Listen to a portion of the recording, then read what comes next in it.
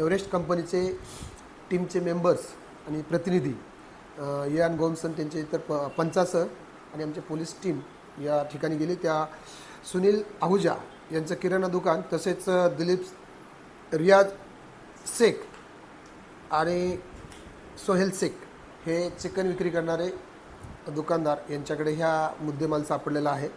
तर एव्हरेस्ट कंपनीचे जवळजवळ 2000 रुपये किमतीचा मुद्देमाल, खोटा मुद्देमाल विक्री करताना मिळून आलेले आणि एव्हरेस्ट कंपनीचे हे माल आहे असं भासून ते डुप्लिकेट माल विक्री करत होते आणि त्याच्यात ते करत असताना मिळून आलेले आहेत। त्यांच्यावरती त्या गुन्हा दाखल करण्यात आला आहे कॉपीराईटच्या अंतर्गत। या प्रकरणी गुन्हा दाखल झाल्यानंतर या आरोपींकडे यातील तपास चालू आहे।